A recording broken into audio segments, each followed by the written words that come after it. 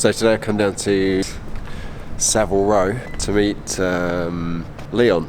And Leon was one of the two men who made it okay for me to open up when he put a post out on Facebook about how he was struggling. On the outside, life seemed perfect.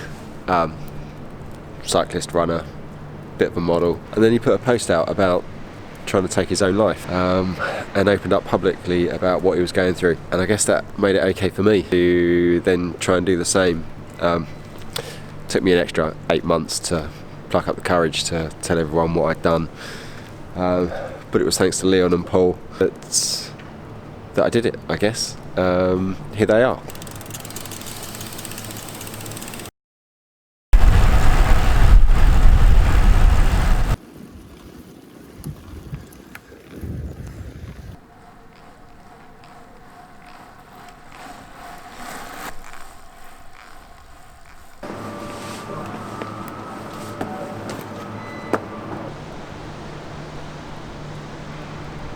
Meet Leon, Paul, you've already met.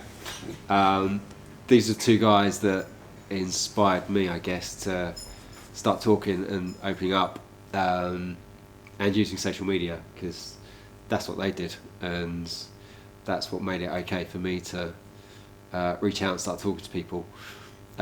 So I guess I can't remember who was first. I think it was it you? Elsie, blazing away. Yeah. Blazing a trail. Yeah. Elsie got me. You got me into cycling, and then you got me into mental health problems. So Right. thank you for both. Are you going to start running?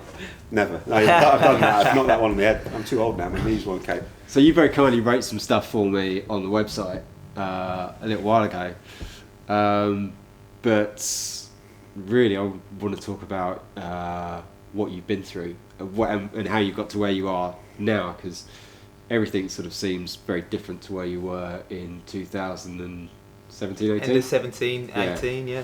And that started with your crash. Well, Yes. It didn't start with your crash. It did, but that was the kind of that straw that broke the camel's back, or whatever verb or whatever Yeah. euphemism you want to kind of use. That was the kind of the catalyst. Whatever. Mr. So Trouble. your first attempt was when you were, what, 21? 21. And then did you have multiple, or was it not until that sort of 38? I'd tried in between, 2017 and 18, but they were all while I was in London and I was living on my own, so nobody ever really, knew. I kept it all quiet. There's a couple of people, like close friends, that knew, but I'd kept it all quiet, from my family, and they didn't find out until they found out at the same time as everybody else. I didn't phone my mum and dad and go, right, you're going to get a shot when this. I'm about to do this. Yeah. They found out at the same time as everyone else. When they read it on a post thousands of miles away in Australia. That's when they found out as well. So I just kept it. I'd kept it under wraps, for nearly 20 years. Yeah. And like I say, used Instagram as a bit of a. And I like a laugh, and I do like to laugh and joke, but that was very much even more pushed to the forefront, as a defence mechanism. Yeah. In a way, but it got to a point where I'd put that front on for 8 hours a day, and then when I got home, I was even more miserable. Yeah. Because you just use up so much energy working in retail, forward. That It was the same for me when I'm guiding. You're putting on a show for people all day, and then you've got to take them out for dinner, and you're still like, when's this going to end? Yeah. And then you get home and you're on your own, and you're just like, go to bits. Yeah. And you're exhausted, and I couldn't take it anymore. It's that sense of exhaustion, isn't it, as well, that you get from it all. That it's just, and you can't explain it. Yeah, I think that's the point I'd got to at that, the end of 2017, 18. I was just mentally, I was just like, I'm just done. Nothing's going right, and I'm just done. And I was going home, and at the time I was in a relationship, and I was being a dick at home because I'd put so much effort into putting this front on for everyone else at work, because you don't want to upset your clients if you're guiding. Don't want to upset my customers because I get the sack. Don't want to fall out with my work colleagues because they're work colleagues, but you feel like you can hurt the ones you love the most because they're the one, they're the ones you're closest to, so you think you can get away with being a bit of a knobhead at home. Yeah, yeah. You know, and it got to that stage, so I, you know, that's why that relationship, you know, crumbled away, and other relationships in the past had never worked, because that was just a, you know, looking back now, that was a trend. Yeah. Yeah, It's like, you know, well, I was working at Folk, wherever I was working, it's like, oh, Leon's happy and laughing, look at his Instagram, he's got a great life. I mean, that's why it was such a, like, of all the people I was aware of, or following on social media, for it to be you, to be the one to open up about it, I was like, no way. Yeah. Well, also I think it was just in the notes, wasn't it?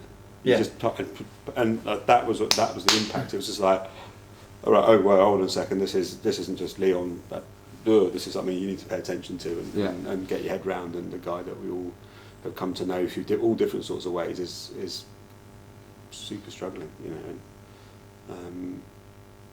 And so I've got a support network, and of course I've got friends, right? They may, you know, but they may not call me every other day or whatever. But I know there's people there. And I said to Nick as we were walking in, I'm like, now imagine if you don't have those things and you're going through what I'm going through.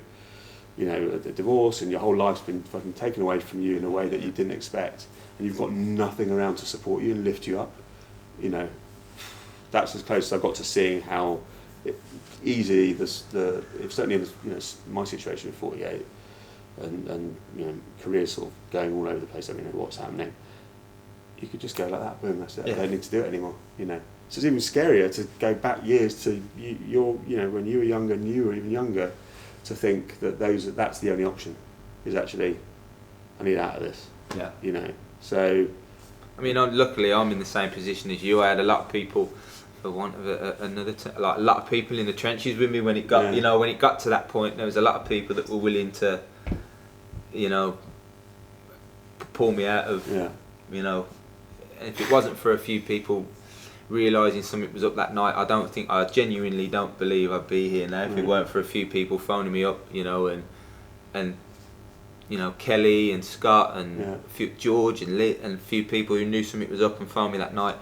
I know for a fact I wouldn't be here because I was determined. You know, I'd left here, and you know, that was it. I literally got off the tube. And I walked to every chemist and every shop I could physically go into, and I bought, because you know they don't sell you, you know, for this reason they don't sell you. And I'd loaded my bag, and I was like, right, this was it. And I bought a bottle, and that was it. I walked to the bench, and I was like, fuck it, I'm done. I don't want to see tomorrow. I was like, this is it. That's the point I got to. I was like, and that was after I'd come out and I'd done all that on Instagram, but I'd still something that day. Just like, you know what, I don't even want to try and get better, just forget it, there's no point. The difference, I guess, for me is I didn't have those people around me. Right. I didn't want anyone to know. And it wasn't until what was the word you used? Acceptance. That's it.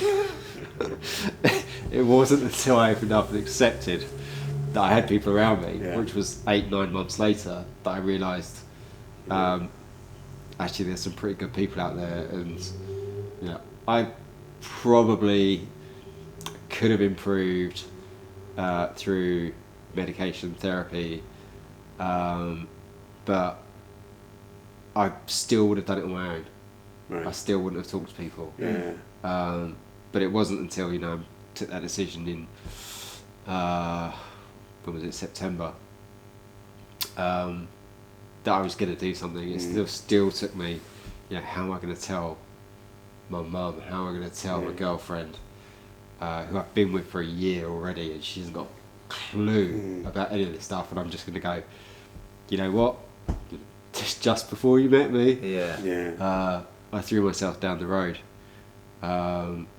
It's like, that could destroy my relationship, and I kind of got to a point where I was like, you know, it's been a year, and this is going really well. This could completely fuck it up for me.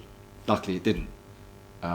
It's then sitting down with, you know, friends, family, my kids, and with Daisy, you and never quite everything. know what's around the corner, you know. And I remember Kelly phoned me that, you know, she probably won't mind me saying this, but the day or the night I tried to take it, and I remember, and she said to me, she was like, "You don't know what's around the corner," because I was saying to her, I'm not bothered, don't care anymore. And she just kept saying, "Leon, but you don't know what's around the corner. You don't know what's around the corner," and that's what I say to because I still get people, you know, message me sometimes on Instagram, and I'm just like, you do need to just, you know, as old Mickey hang in there. Like, I'm, you know, I love my boxing, and you know, Mickey used to say to Rocky, "Just one more round, Rock." And it's a cliche, but you just have to, you know, you have to take it day by day. And it took me, you know, and like I say, I still struggle, but you do have to just, you know, if you're struggling, take it day by day. You know, things will get better, and talk to somebody. It does make it does get easier. That's the thing. Because you know, therapy helped me, or again, give me the tools to help. You know, spot the signs if I was about to have a real bad turn, and gave me the tools to deal with it. But yeah, like you're saying, just documenting it and being open about it was the best thing I ever did, and helped me the most. You know, and still really, even trying to get therapy, I don't know how anybody does that. It's such a brutal experience to try and get help. And that's still why I think a lot of guys don't. It's like you have to get scored. It's a point system on whether you are mentally. How bad are you? You know, how bad are you? Like, they score you, and if you, that was one of the most harrowing experiences I ever had. An hour and a half phone call with somebody going, you can hear them, you know, typing in the computer, you score, and then you have to wait at the end. You know. You're bad enough. You're bad enough. The way that this video is turning out actually is exactly how I want everything I do to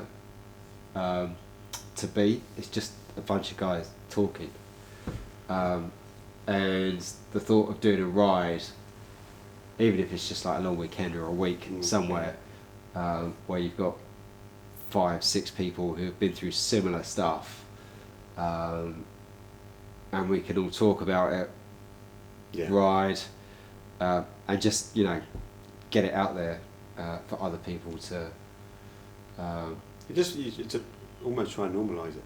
Yeah. Basically. Sorry. Oh.